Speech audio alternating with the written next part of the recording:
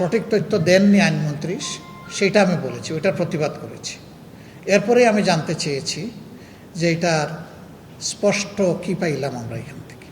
তিনি কিছু রেফারেন্স টেনে অতীতের এই মুলতবি প্রস্তাবের কি অবস্থা হয়েছে সেটা উনি বর্ণনা করে মাত্র 3টা প্রস্তাব গৃহীত হয়েছিল বলে সংসদকে তিনি অবহিত করে বললেন যে এই প্রস্তাবটাও গ্রহণ করা হয়নি, এটা আলোচনার মাধ্যমে শেষ হয়েছে।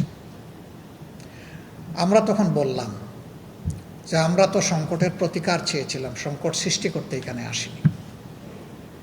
কিন্তু আমরা খুবই আশাহত হলাম যে জাতির দেওয়া এই ম্যান্ডেটটাকে বেমালুম অগ্রাহ্য করা হলো, অপমান করা হলো। আমরা সেই গণভোটকে, জনগণের চূড়ান্ত অভিপ্রায় এবং রায়কে আমরা অমান্য এবং অগ্রাহ্য করতে পারি না, অসম্মান করতে পারি না। এই জন্য তার প্রতিবাদে আমরা ওয়াকআউট করছি। তখন তিনি দৃষ্টি আকর্ষণ করে আবার সাথে সাথে বললেন যে এই সংক্রান্ত আরেকটা নোটিশ মুলতবি প্রস্তাব হিসাবে এসেছে, সেইটা আমরা আজকে আলোচনা করব। আপনারা মেহেরবানি করে ওয়াকআউট না করে ওইটাতে অংশগ্রহণ করেন, মন খুলে কথা বলেন। স্পিকার মহোদয় ছিলেন না যেদিন এই নোটিশটা উত্থাপন হয়, তিনি তার স্ত্রীর ইন্তেকালজনিত কারণে অনুপস্থিত ছিলেন। সেই দিনই কিন্তু নোটিশটা উত্থাপন হয়েছে। তা আমি তখন জবাবে বললাম যে নোটিশটা দেওয়া হয়েছে মূলত জনগণের অভিপ্রায়কে চাপা দেওয়ার জন্য, এটা পরিকল্পিত একটা নোটিশ। আমরা ওটারও প্রতিবাদে, এই দুইটার প্রতিবাদে আমরা এখন ওয়াকআউট করছি। আমাদের কথা এটাই ছিল। আমরা খুবই বিস্মিত, আহত, মর্মাহত। এর আগে 3টা গণভোট বাংলাদেশে হয়েছে, কোনো গণভোট এইভাবে শেষ হয়ে যায়নি।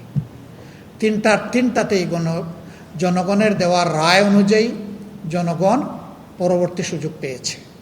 এই প্রথম, যেটাতে আমরা সবাই, সরকারি দল, বিরোধী দল, সবাই আমরা একমত ছিলাম, সবাই চাইলাম, সবাই এর পক্ষে ভোট চাইলাম। এখানে এসে এটাকে অগ্রাহ্য করা হলো, অমান্য করা হলো এবং এটাকে শেষ করে দেওয়া হলো। কার্যত জনগণের চূড়ান্ত অভিপ্রায়, যেটাকে সংবিধানের চূড়ান্ত জায়গায় স্থান দেওয়া হয়েছে, সেইটাকেই কিন্তু লঙ্ঘন করা হলো। আমরা এই অবস্থা মেনে নিইনি। আমরা জনগণের অভিপ্রায়ের প্রতি সম্মান দেখিয়ে আমরা ওয়াকআউট করেছি।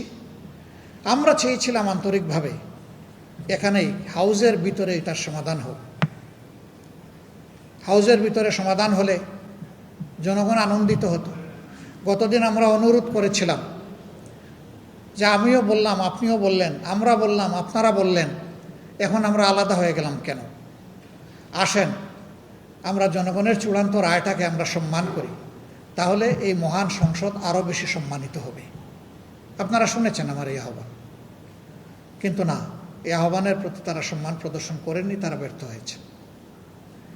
এখন যেহেতু হাউজের ভিতরে জনগণের এই অভিপ্রায়ের বিষয়টা সেইভাবে সম্মানিত এবং গৃহীত হলো না, আমাদের জন্য এখন পথ একটাই, আবার আমাদেরকে জনগণের কাছে ফিরে যেতে হবে। যেই জনগণ আমাদেরকে এই রায় দিয়েছিল, আমরা এখন সেই জনগণের কাছেই ফিরে যাব ইনশাআল্লাহ।